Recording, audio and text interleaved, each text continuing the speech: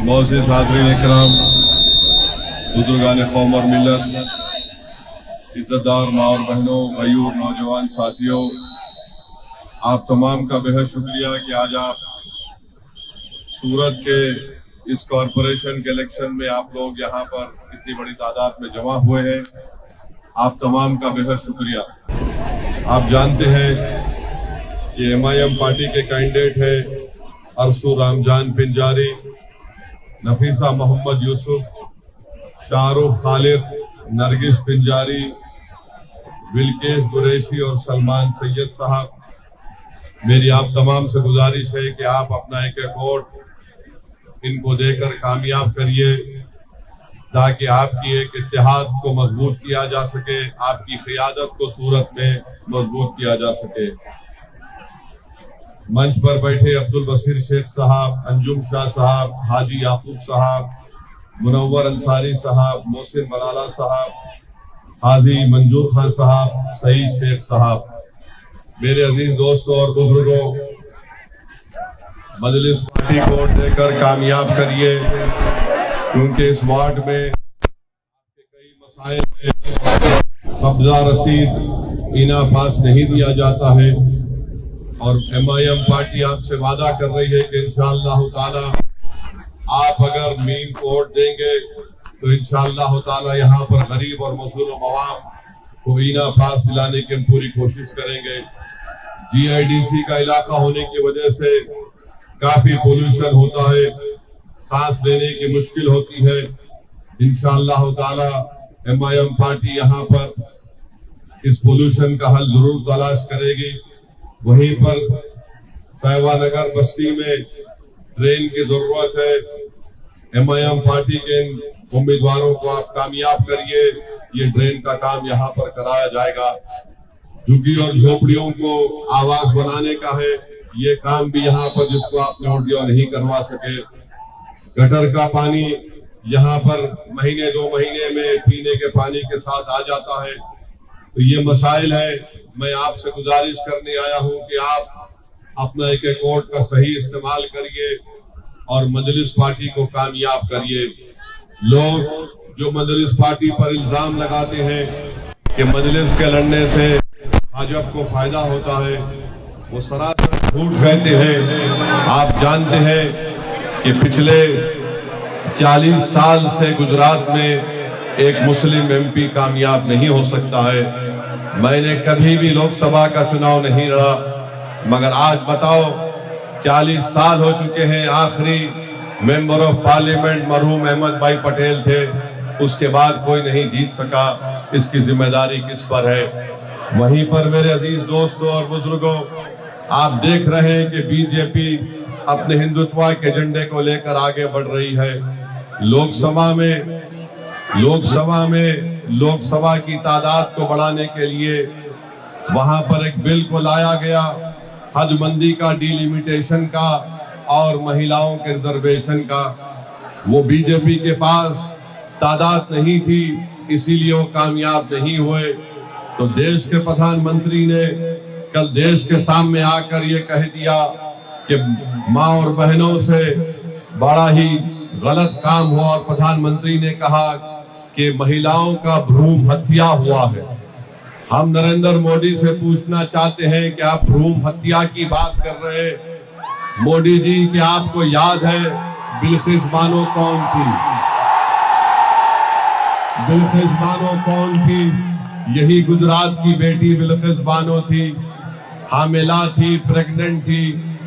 उसको महल उसी के घर के करीब के 11 लोगों ने उसका रेप किया और फिर उसके मासूम बच्चे का कत्ल कर दिया। जब कोर्ट ने महाराष्ट्र में बिल्किस बानो के इन जालिमों को सजा दी, यही नरेंद्र मोदी की सरकार ने बिल्किस बानो का रेप करने वालों को और उसकी औलाद की हत्या करने वालों को छोड़ दिया। आज देश के प्रधानमंत्री बोलते हैं कि बिल पास नहीं हुआ तो ये भ्रूण हत्या है। देश के प्रधानमंत्री, आप जानते होंगे कि जब आप गुजरात के चीफ मिनिस्टर थे, आपको ज़किया जाफरी, आप जानते होंगे इस नाम को। बताओ उसके साथ क्या हत्या की, क्या जुल्म किया गया था। मेरे अजीज दोस्तों और बुजुर्गों, भ्रूण हत्या की बात देश के प्रधानमंत्री करते हैं, मगर गुजरात में सबसे कम अगर नंबर आता है भ्रूण हत्या का तो सूरत जिले का आता है। आपको मालूम 835 बच्चियां पैदा होती हैं 1000 बच्चों के ऊपर, सबसे कम सूरत जिले में है। आज बीजेपी उस पर बात करने को तैयार नहीं है। मेरे अजीज दोस्तों और बुजुर्गों, याद रखिए, भारत की जमहूरियत की तल्ख हकीकत यह है कि जिस समाज के पास उसका नेता होगा उसी की आवाज को सुना जाएगा। जिस समाज के पास उसका नेता नहीं होगा, ना उसके आंसू पोंछने कोई आएगा, ना हमारी माँ और बहनों के ख्वाबों को पूरा करने के लिए कोई आएगा, ना अगर हुकूमत और पुलिस की तरफ से कोई जुल्म किया जाता है तो रोकने के लिए कोई नहीं आएगा। बताओ, अपने आप के दिल के अंदर हाथ रखकर पूछिए, अपने ज़मीर से पूछिए, अपने दिमाग से पूछिए कि बताओ तुम्हारी कोई सियासी आवाज है क्या? बताओ कोई तुम्हारे लिए लड़ने वाला है क्या? मेरे अजीज दोस्तों और बुजुर्गों, हम सिर्फ वोट डालने वाले बनकर रह गए, हम वोट लेने वाले नहीं बने। मजलिस इत्तेहादुल मुस्लिमीन आपसे कह रही है कि तुमने 65 साल किसी को वोट डाला, तुमने गैरों का साथ दिया, आज ओवैसी तुम्हारे दरमियान में खड़े होकर कहता है कि अपनों का साथ दो, मेरा साथ नहीं हो। मेरी भाई, मेरी माँ और बहनों, मजलिस का साथ दो और यहाँ से मीम पार्टी को कामयाब और कामरान कर लो। लोकसभा में 2 दिन पहले बहस हुई, पार्लियामेंट के अपोजिशन पार्टी से बहुत से एमपी बोले।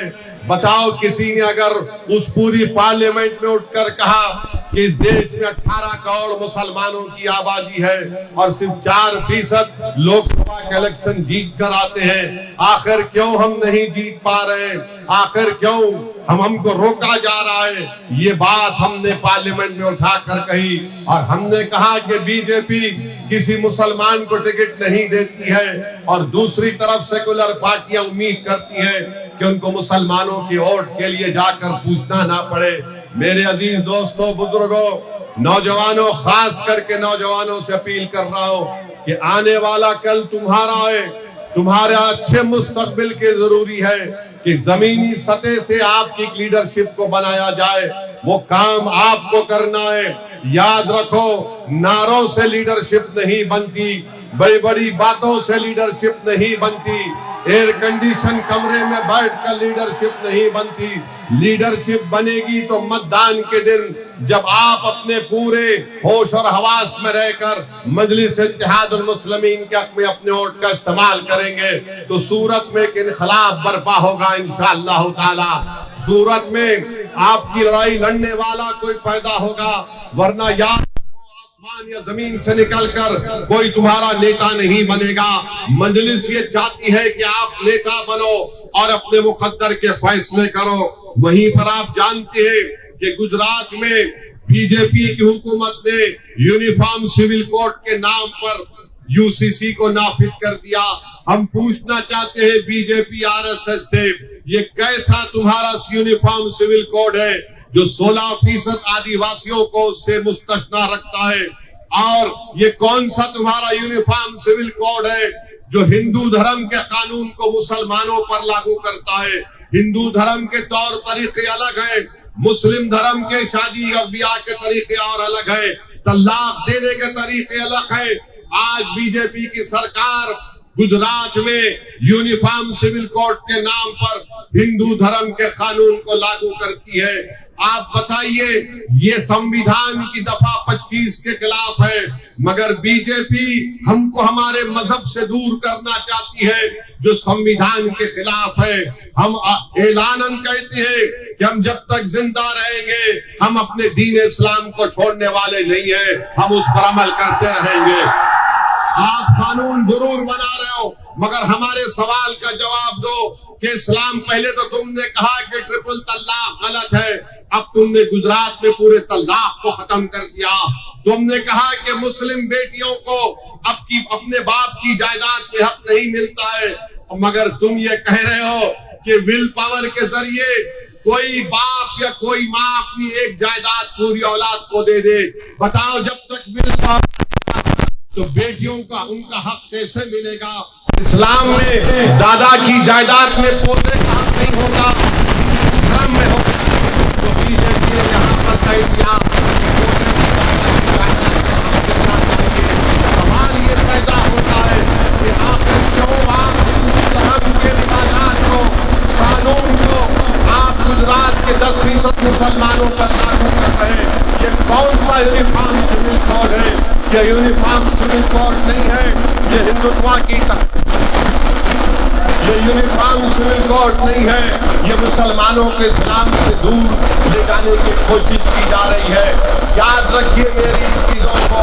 और डिस्टर्ब एरियाज एक्ट बना दिया गया। सूरत में हमारी एक हिंदू बहन ने एक मुसलमान को जायदाद बेचा तो उस पर आपने पाबंदी लगा दी। अब ये कह रहे कि फसाद अगर हो सकता है तब भी कोई नहीं बेच सकता है। बहरहाल मेरे अजीज दोस्तों और बुजुर्गों, मुझे एक और जगह पर जाना है। आप तमाम से अपील कर रहा हूं कि आप पतंग को वोट देंगे इंशाअल्लाह। हाथ उठाकर बोलिए, आप पतंग को वोट देंगे? वो फोन की लाइट खोल करके बताइए कि आप पतंग को वोट देंगे। बीजेपी मोदी आरएसएस की दिमाग की बत्ती खुल जाए। सूरत में इंशाअल्लाह ताला पतंग को वोट लगेगा। लगाओ मेरे साथ नारा, नारे तकबीर, मजलिस इत्तेहादुल मुस्लिमीन, मजलिस इत्तेहादुल मुस्लिमीन। हमारा इत्तेहाद जिंदाबाद, हमारा इत्तेहाद जिंदाबाद। हमारे साथ एक्शन करिए, कैसा करेंगे? और जिस दिन वोट पड़ेगा उस दिन गेम बदल देंगे इंशाअल्लाह ताला। पूरों का गेम बदलना है आपको अपने इत्तेहाद से। बहुत बहुत शुक्रिया। अस्सलाम वालेकुम।